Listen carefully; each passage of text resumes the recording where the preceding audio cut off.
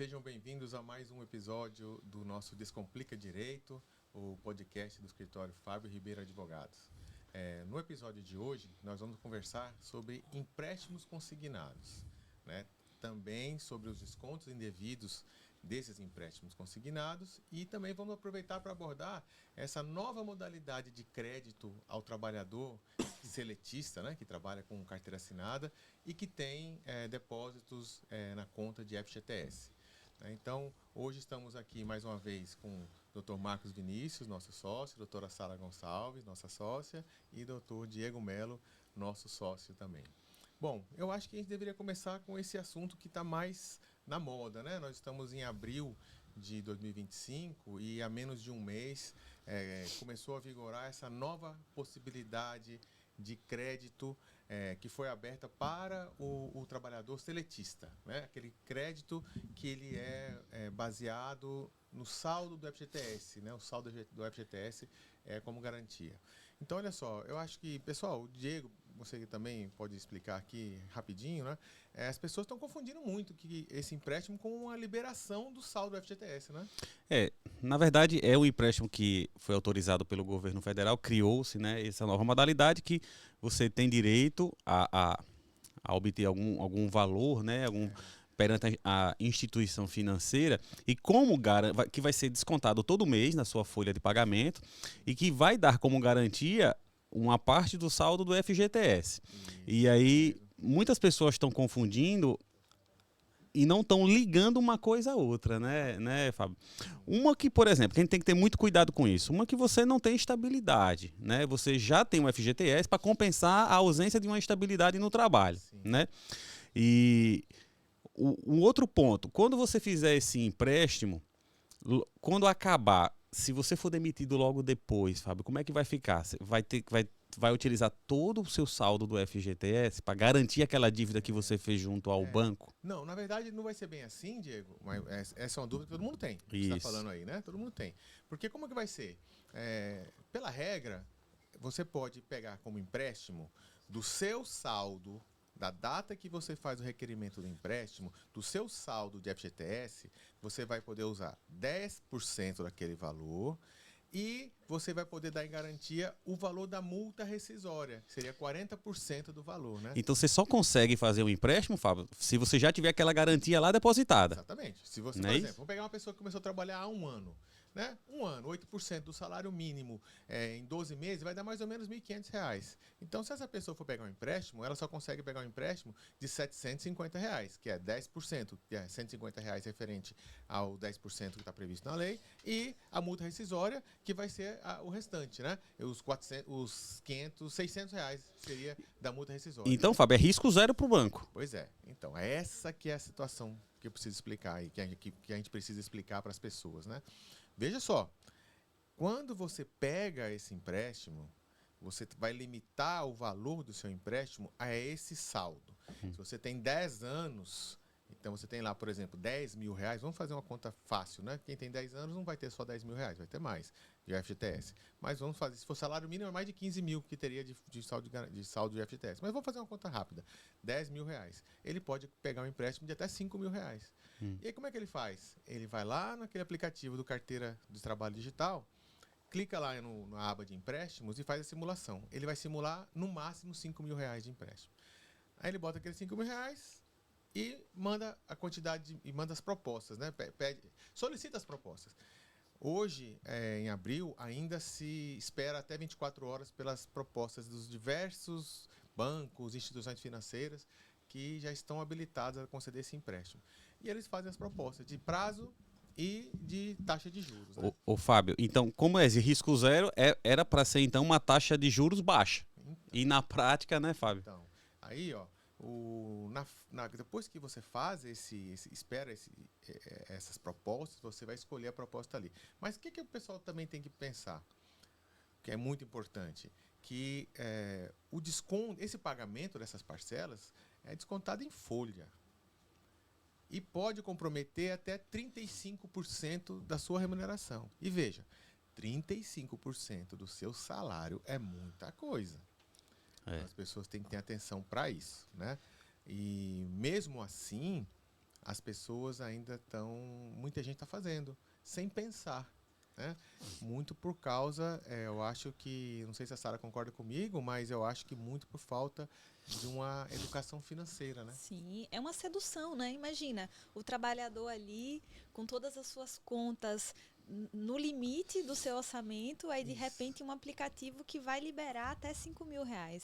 É uma sedução, e a pessoa que não tem educação, não pensa na consequência, vai comprometer o seu salário. Como vocês estavam falando, bem colocando, o banco não vai perder nada, quem perde é o trabalhador, por falta de consciência econômica. E sabe o que eu vi lá, Marcos? As taxas de juros.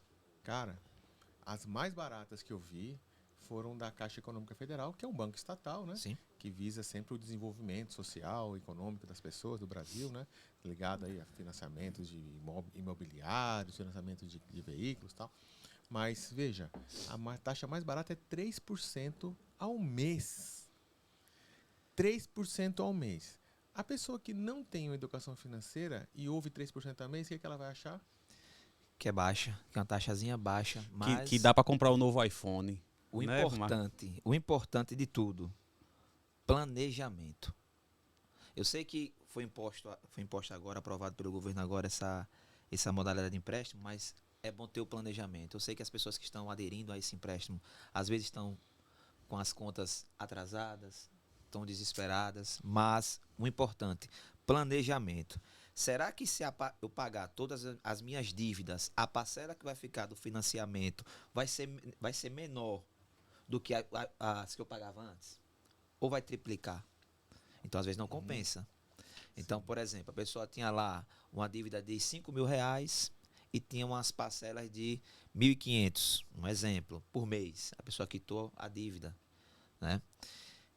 Com empréstimo, eu vou pagar quanto? 600 agora? Aí vai dar uma aliviada na folha. Que pode comprometer até 35%, né? Vai dar uma aliviada no orçamento.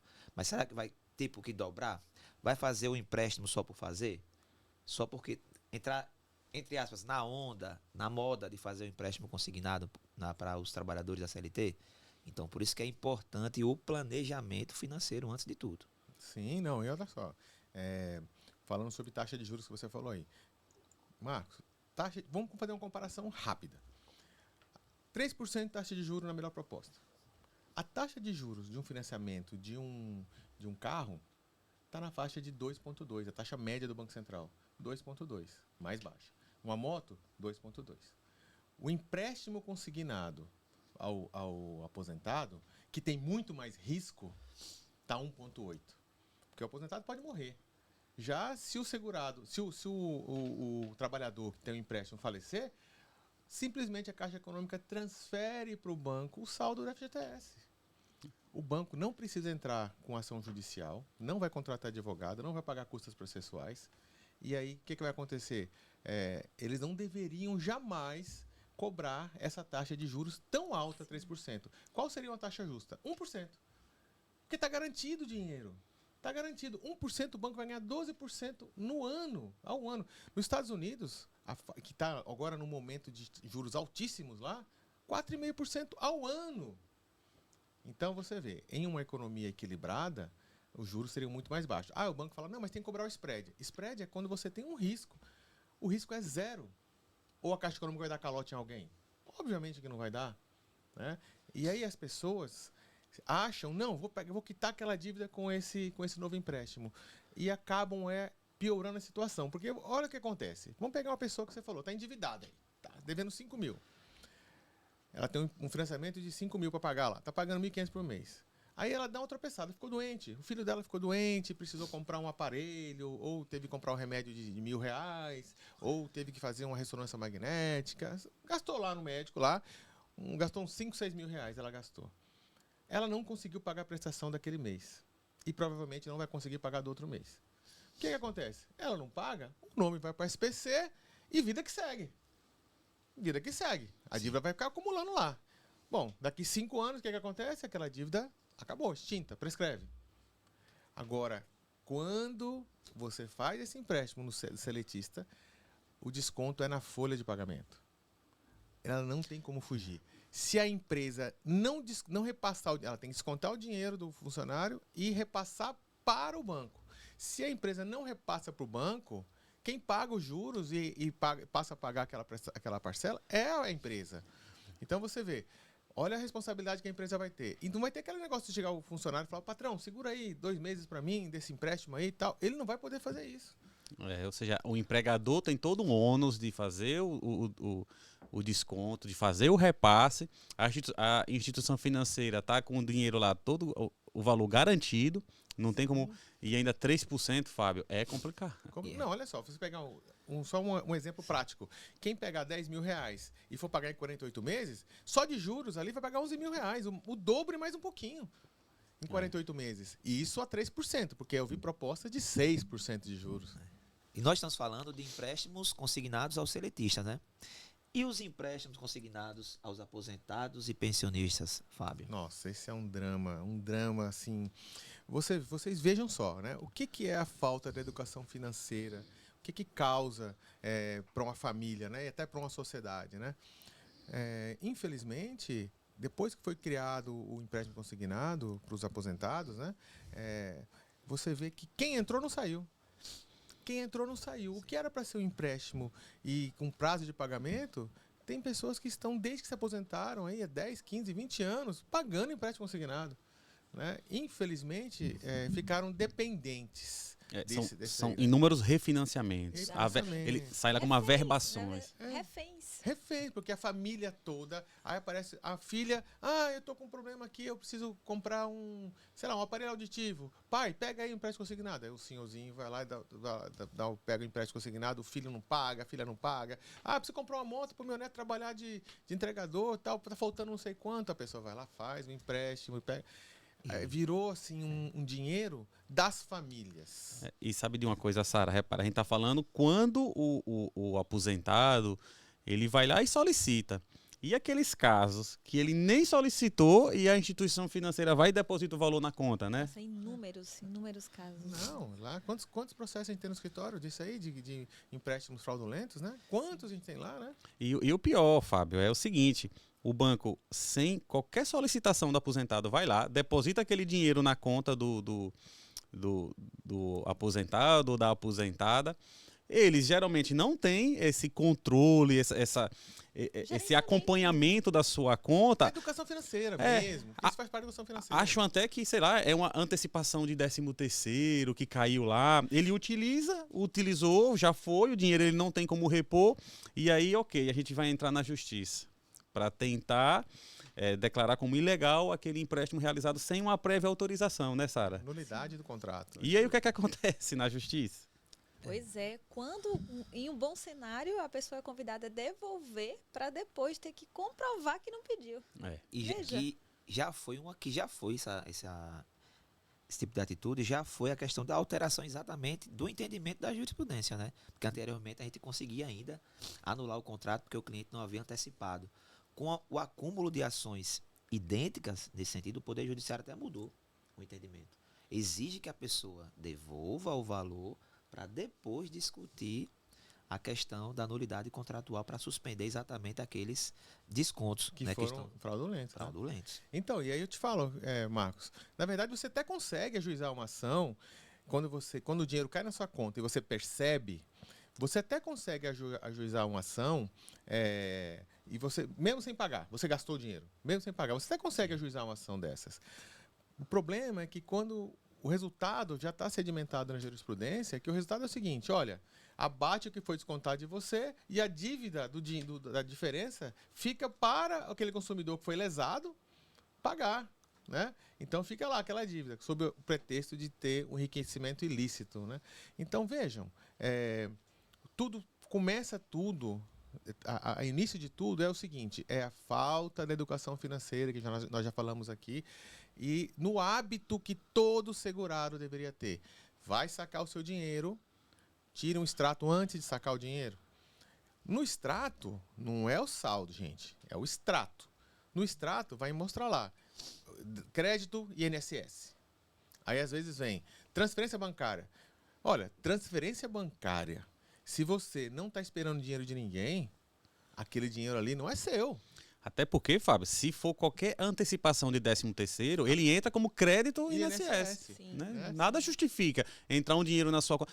É simples, ninguém dá nada de graça a ninguém, né? Não existe. Alguma coisa vai ter por trás. Eu até entendo que você vê, a população, o aposentado é uma pessoa de mais idade, é vulnerável, né, a cometer esse tipo de erro, porque ele não foi ensinado a olhar extrato. Pô, quantas das pessoas que a gente conhece, nossos clientes, que chegam no banco, pedem para alguém sacar para eles porque eles não sabem operar o caixa eletrônico. Exatamente. E nós Exatamente. falamos aqui da questão dos empréstimos consignados para o seletista, os empréstimos que realmente caem na conta do segurado, ele tem que devolver ou não autorizou. E os descontos de associações, que está uma febre hoje. Pronto. É dos um aposentados e exemplo pensionistas. de ausência de controle das suas contas. Porque a gente cansa de ver segurados que estão sofrendo descontos agora de sindicatos sem qualquer prévia autorização e eles nem percebem.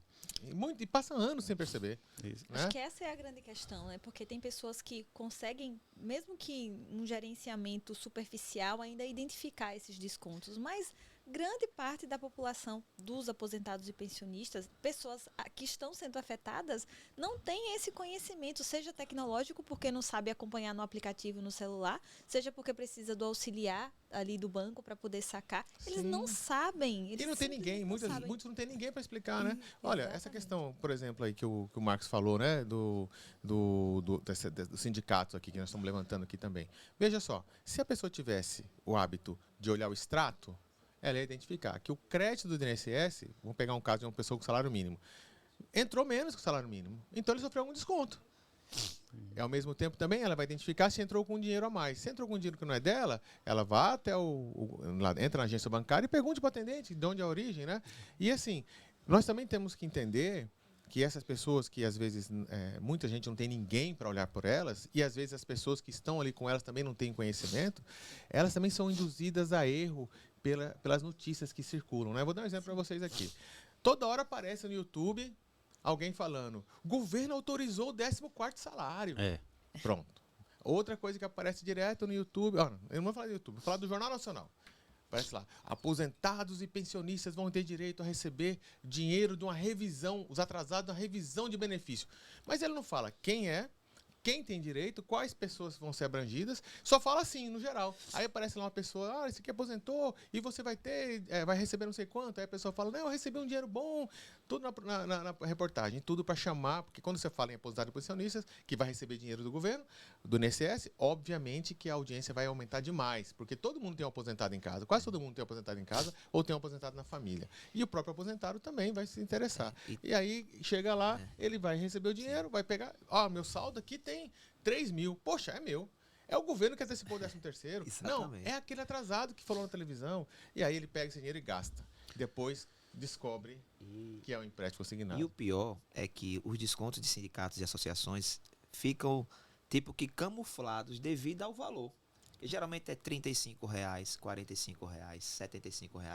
E muitos segurados, por possuírem conta corrente, pensa que aquela é uma taxazinha da conta. Sim. É a tarifa de Então- manutenção de conta. Então deixa descontar, só sabe quando procura um advogado para Analisar. buscar, né, tirar dúvidas sobre outros descontos que o advogado verifica essa questão. E dos aí, descontos, Marcos, né? 2 pontos que é importante a gente deixar claro nesses descontos do sindicato. O primeiro, se você está sofrendo desconto do sindicato sem você ter autorizado, já cabe uma ação judicial, Sim. né? Para cessar aquele desconto, devolver o que foi descontado ilegalmente e ainda pedir uma indenização por danos morais. Perfeito. E o segundo ponto, que acontece muitas vezes, que alguns aposentados que identificam aquele desconto, eles entram em contato com o INSS e solicitam cancelamento. O INSS automaticamente ele cancela e para realmente de sofrer os descontos. Mas o dano já foi causado. Então ali também cabe uma ação judicial, Com né, certeza. para devolver o que foi descontado mais uma indenização. E lembrando, o INSS ele suspende os descontos, mas não devolve o valor, tá? Para devolver o valor que foi de forma equivocada descontado e sem autorização do segurado, você tem que exatamente ajuizar um processo. Marcos, eu não falo nem que foi descontado de forma equivocada, não. Foi descontado de forma ilícita e de má fé. Porque aquele sindicato invadiu o sigilo do direito previdenciário dele, a verba previdenciária dele. Ali é uma coisa sagrada, a remuneração dele, né? É como se fosse um salário.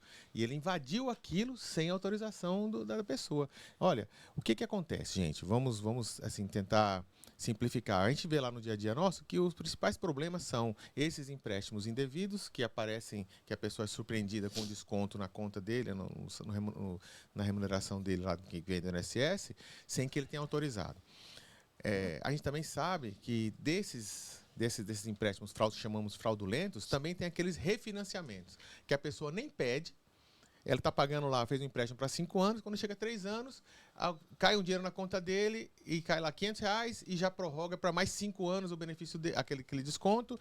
Então, a pessoa fica dependente, gasta o dinheiro e quando vai ver, já gastei o dinheiro, agora tem que aceitar o empréstimo. Olha, mesmo nesses casos de refinanciamento, se você não autorizou, tem que buscar a justiça. Olha, infelizmente, hoje nós estamos vivendo um entendimento jurisprudencial que está indo pelo caminho errado.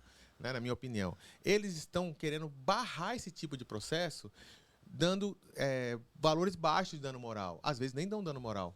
Né? E aí, muitas vezes não dão dano moral. Mas quando dá dano moral, dá 1.500, 2.000, porque eles estão falando... Qual é o entendimento do judiciário hoje, da maioria, né, de uma grande parte dos juízes? É o seguinte, não, vocês estão banalizando o dano moral, né, o Instituto do Dano Moral. Mas veja, você tem um desconto de 20%, 30% da sua remuneração... É muito grande, é um dano moral gigante para quem ganha pouco. Diferente de você tirar 30% ou 20% de quem tem uma reserva financeira, de um juiz, né, de um promotor, de um grande empresário. Se tirar 10%, 20% ali não é muita coisa para ele, que ele vai equiparar até resolver o problema. E essas pessoas entram com o processo e demora anos até que os descontos sejam cessados. E ela passa anos sofrendo, sem poder ter uma vida digna, né? Comprometendo a sua renda, a sua existência, dependendo de parentes. Né? Então, esse é um problema que assim, as pessoas não podem deixar de lado. Tem que enfrentar, tem que bater de frente. A gente sabe que bancos são poderosos, contratam os melhores advogados, e é justamente por contratar os melhores advogados que a situação hoje está assim. Né, que você ganha o dano moral pequenininho. Né? As consequências são brandas para a instituição financeira. Vale a pena. Né? Compensa, vale a né? Pena. Ó, por que é que a justiça nossa não determina que seja obrigado para que a instituição financeira faça a confirmação daquele empréstimo? Não o agente que fez, não aquelas financeiras, né? Mas sim o banco que vai emprestar o dinheiro. Por que ele não liga para aquele cliente e pergunta, você fez esse empréstimo? Você está ciente? Se ele fizesse isso, 50% dos problemas seriam eliminados. Sim. Né? Mas eles não fazem isso. Por quê? De cada 100 que sofrem esse assinte, né? Esse assalto, você vai ter aí 10, 20 que vão entrar com ação na justiça. Porque já gastaram o dinheiro, né? Então, é uma situação, assim, é um abuso, assim, é uma ofensa muito grande. A gente estava discutindo aqui, antes de começar a gravação, né, o Diego falando, poxa, no meu entendimento, se você deposita um dinheiro na conta de uma pessoa, sem ter um contrato, sem ter uma origem, aí é uma amostra grátis. E está previsto no CPC, está previsto no Código de Defesa do Consumidor mesmo. É um brinde. É como se fosse um brinde, né? Então, assim, agora vou depositar na sua conta e agora vou descontar do seu salário, mesmo que você não queira? Poxa. Né? Com certeza. Então, é muito complicado. E só para a gente encaminhar para o final aqui, né, sobre esse tema, mas uma outra coisa muito comum é aquela questão também do empréstimo que as instituições financeiras fazem com aquela siglazinha, RMC, né? RMC. Que é um empréstimo feito em cima de um empréstimo camuflado de empréstimo consignado, mas é feito com base nos juros do cartão de crédito. E aí aquele descontozinho todo mês lá, né? 5% do valor do rendimento da pessoa. Todo mês a pessoa morre e não paga, porque os juros do cartão de crédito são tão altos que ali ele vai, ele pagando o valor mínimo, né? Vai só mantendo a dívida, E se você não judicializar, Fábio, vai morrer com aquele desconto todos os meses. E é importante saber que hoje nós temos ferramentas para identificar isso. Não é só no extrato do banco, né? Tem a plataforma do Meu INSS, vai em extrato de pagamento, vê o que está aparecendo ali, porque por vezes a gente encontra mais de 6 empréstimos. É cartão de crédito, é RMC, é consignado, é sindicato. E aí é importante ficar de olho, saber saber utilizar essas ferramentas que está à nossa disposição. Não, e se não conseguir também olhar pelo aplicativo, vá para o INSS, vá para a agência do INSS, né? Essas pessoas que são mais carentes, que têm menos informação, né, Marco? Tem mais dificuldade, né? Vá lá para a agência do INSS e tire suas dúvidas, né? Exatamente. Tem essa ferramenta que Sara falou do aplicativo do meu INSS que ajuda muito, só que existem pessoas simples, como o Fábio falou, que não têm acesso à internet, não têm acesso a smartphone. Então, o INSS é para isso. É para trabalhar para o cidadão, é para trabalhar para o segurado, né, para o aposentado, para o pensionista. E, às vezes, devido ao atendimento que é feito a princípio, a pessoa fica um pouco receosa de comparecer, com medo de ser maltratada. Mas o INSS tem a obrigação, sim, de atender aquele segurado e dar ajudar. os esclarecimentos necessários referentes aos pagamentos. Eu não sei mexer no aplicativo. Existe o telefone 135, você pode ligar, dali você faz o agendamento presencial numa agência, vai lá e tira suas dúvidas, puxa todo o extrato. Hoje o aposentado, a aposentada tem um neto que sabe mexer. Sim. Então, assim, você tem meios para identificar isso aí. Então, olha só, vamos deixar aqui, então, para quem está nos assistindo, quais são as principais recomendações para todos os aposentados e pensionistas, todas aquelas pessoas que recebem algum benefício do INSS. Então, vamos lá. Primeira coisa, o banco não pode cobrar taxa de você de manutenção se a sua conta for só para receber a sua aposentadoria, o seu benefício. Não é conta corrente. Quando é conta corrente, o banco pode fazer esse desconto da cesta básica, que eles chamam, para manter a cesta básica de serviço, para manter ali aquela conta. Mas você não é obrigado a ter a conta corrente. Você pode ter uma poupança e receber o seu benefício na poupança. O banco vai tentar te empurrar aí, né? Mas você insista que você quer a conta salário só para receber a aposentadoria. É o que eles chamam conta-benefício. Conta-benefício. Né? Então, essa é a primeira recomendação. Se você tiver conta-benefício, não pode haver nenhum tipo de desconto, zero desconto. O banco tem que manter para você essa conta de graça. Diego, qual a recomendação mais que você diria aí? É o que a Sara falou, acompanhar o extrato da sua conta, onde você recebe aquele benefício. Porque se você não tem a conta benefício, seu benefício já está caindo numa conta corrente. Olhar mensalmente, puxar lá no cash ou no caixa, o extrato da sua conta para verificar se o que está sendo creditado e debitado lá está tudo corretamente. Aproveitando o gancho de Fábio, o que acontece com nossos clientes? Às vezes, quando a gente passa alguma implantação de benefício, ele pergunta, e a conta? A conta já está aberta. Como o Fábio falou, a conta é conta salário. Às vezes o banco, quando o cliente vai receber o benefício pela primeira vez, apresenta a ele documentos que fazem essa transferência. Ao invés de ser conta salário, o valor vai começar a cair numa conta corrente. Sim. Aí está o grande problema. Então, o INSS ele já abre uma conta salário. Você não precisa, para sacar seu benefício, abrir essa conta corrente. Por isso que é importante você saber disso e evitar esses transtornos futuros, né, Fábio? Sim. Sara, o que você acha? Outra dica é não empreste o seu nome. O nome é seu. Hoje se faz empréstimo até você com a fotinha do RG aqui, ó, sorrindo. Quando você vai ver, não fiz, aí a foto da pessoa lá sorrindo, segurando a identidade. Cuidado, o nome é seu, preste bem atenção. Se você quiser ajudar a sua família, faça o empréstimo no seu nome, consciente, ajuda a sua família, mas evita estar emprestando para os seus familiares o nome para contratação de empréstimo. Sim. Existe também na plataforma do meu INSS, Fábio, uma opção de você bloquear o seu benefício para a realização do empréstimo. Bem lembrado, Diego. Você pode fazer isso também lá, é simples, você consegue bloquear lá, já acaba se resguardando bastante. Também evita esses empréstimos que você... mas para isso também tem uma coisa importante, tem muita financeira que pega a senha do meu INSS, da pessoa, né? Fica com essa senha, e aí mesmo que você tenha esse bloqueio lá, eles desbloqueiam, né? Então a senha é importante, a senha do seu INSS, a senha Gov é como se fosse uma senha bancária. Não empreste para ninguém. Não, tem que ser guardadinha essa senha, bem secreta, né? Perfeito. A mesma dica que a gente dá também para quem tem um cartãozinho de débito do banco, não guarde a senha junto com o cartão, porque aí o risco de você sofrer um saque indevido de alguém, né? Às vezes até familiar, que a gente vê muito, viu? E quando você vai para a justiça questionar isso, o juiz indefere, porque você tem o dever de guardar a sua senha, né? De ter esse cuidado, né? Então, vejam, são situações que que vocês precisam ter atenção para não caírem nesses descontos, sofrerem prejuízos, né? Esses empréstimos. A gente sabe muito bem que é um inferno hoje você ser aposentado e ter um telefone celular, que as ligações serão você recebe ligação 10, 15, 20 ligações por dia. É uma outra dica que a gente dá. Cadastre o seu telefone no site da Anatel, tem lá, não me perturbe. Isso. Não perturbe. E ali você cadastra o seu telefone. A partir daquele momento, as empresas não podem mais ficar ligando para você. Se ligar para você, né? Ajuda bastante, diminui Fábio. muito. Diminui, não zera. Mas se você tiver alguém ligando para você sem parar, pronto. Cabe uma ação também, porque justamente uma multa, uma denúncia na Anatel, que vai multar essa empresa, e você ainda vai ter direito a um dano moral e ganha, viu, gente? Ganha. Quando existem esses abusos e são comprovados, a pessoa consegue sim o dano moral, porque realmente é insuportável você ter 10, 20 ligações por dia. Não, temos casos de mais de 30 por dia. E muitas vezes, sabe, em horários indesejados, né? Exatamente. 9 horas da noite, 10 horas da noite. Então, pessoal, nós encerramos aqui mais esse episódio, né? E nós esperamos que vocês tenham entendido melhor os seus direitos, para se precaverem de sofrerem esses prejuízos, né? Esses descontos, esses abusos que cometem todos os dias. É uma indústria gigantesca de lesão às pessoas, aos aposentados e pensionistas principalmente, né?